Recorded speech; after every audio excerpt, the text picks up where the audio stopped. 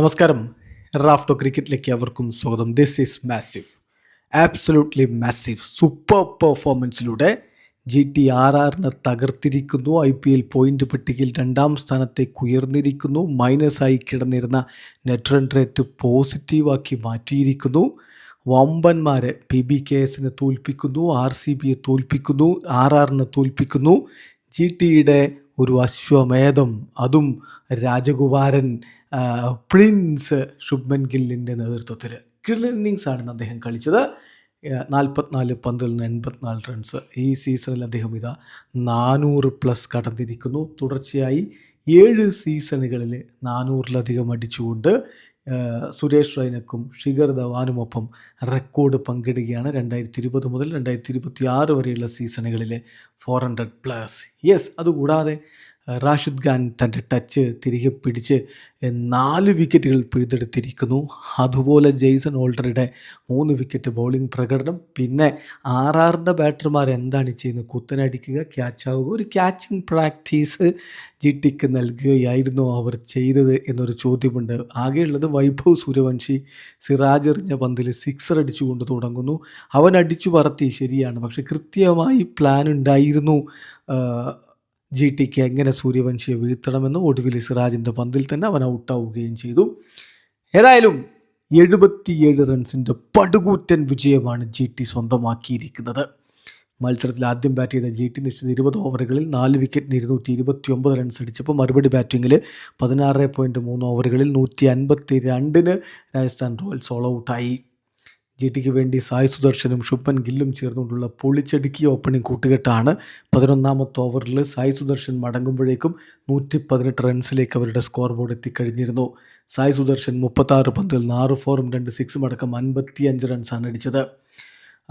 ശുഭ്മൻ ഗില്ല് 44 പന്തുകൾ 9 4-ഉം 3 6-ഉം അടക്കം 84 റൺസിൻ്റെ കിടിലൻ ഇന്നിങ്സ് കളിച്ചു. ജോസ് ബട്ട്ലർ 13 റൺസിന് മടങ്ങി. രവീന്ദ്ര ജഡേജ വിക്കറ്റ് എടുത്ത് പോക്കറ്റിലാക്കുന്ന ചില ആക്ഷനൊക്കെ കാണിച്ചിട്ടുണ്ടായിരുന്നു. വാഷിംഗ്ടൺ സുന്ദർ തൻ്റെ മികവ് തുടരുന്നു. 20 പന്തിൽ 2 4-ഉം 3 6-ഉം അടക്കം 37 റൺസ് അടിച്ച് അദ്ദേഹം പുറത്താകുന്നു. ഒടുവിൽ തേവാറ്റിയ 4 പന്തിൽ നിന്ന് 2 6 റൺസ് ആയതോടെ 14 റൺസുമായിട്ട് പുറത്താകാതെ നിന്നു. ജോഫ്രി ആർച്ചർ തുടക്കത്തിൽ തന്നെ അത്ര മികച്ച പന്തല്ല എറിഞ്ഞുകൊണ്ടിരുന്നത്. അദ്ദേഹം എക്സ്പെൻസീവ് ആയിരുന്നു. 3 ഓവറിൽ 46 റൺസ്. തുഷാർ ദേശ്പാണ്ഡെ 4 ഓവറിൽ 52 റൺസ് വിട്ടുകൊടുത്തു. ഏതായാലും ഒട്ടും മികച്ച രൂപത്തിലല്ല അവരുടെ ബൗളിംഗ് നടന്നത് എന്നർത്ഥം. അതിൻ്റെ ഫലമാണ് 230 റൺസ് എന്നൊരു ടാർഗറ്റ് അവർക്ക് ചേസ് ചെയ്യേണ്ടി വന്നത്. തുടക്കത്തിൽ ഒരു ഭാഗത്ത് യശസ്വി ജയ്സ്വാളിനെ നിർത്തി അധികം സ്ട്രൈക്കൊന്നും കൊടുത്തില്ല.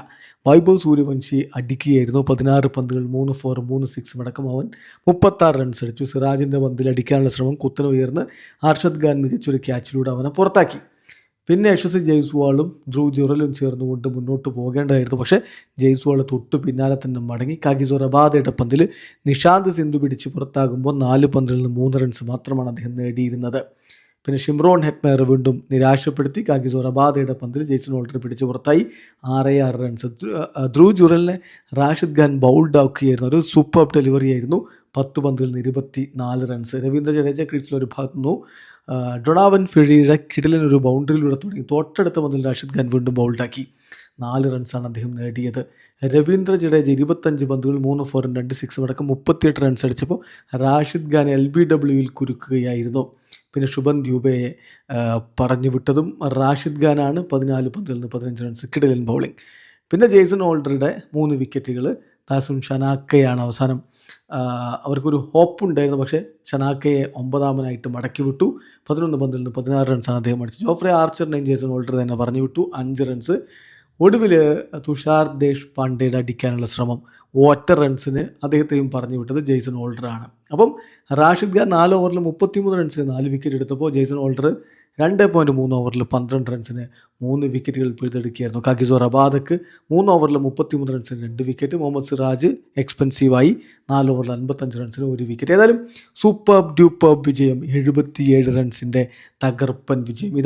GT 2ാം സ്ഥാനത്തേക്ക് കുതിച്ചിരിക്കുന്നു. പറഞ്ഞാൽ 1ാമതുള്ള SRHനൊപ്പം തന്നെയാണ് അവർ പോയിന്റിൽ. 11 കളി 14 പോയിന്റ്. പക്ഷേ നെറ്റ് റൺ റേറ്റിൻ്റെ അടിസ്ഥാനത്തിൽ അവർ 2ാമതാണ്. RRനെ സംബന്ധിച്ചിടത്തോളം അവർ ഇപ്പോൾ ടോപ്പ് 4-ൽ നിന്ന് പുറത്തായിരിക്കുകയാണ്.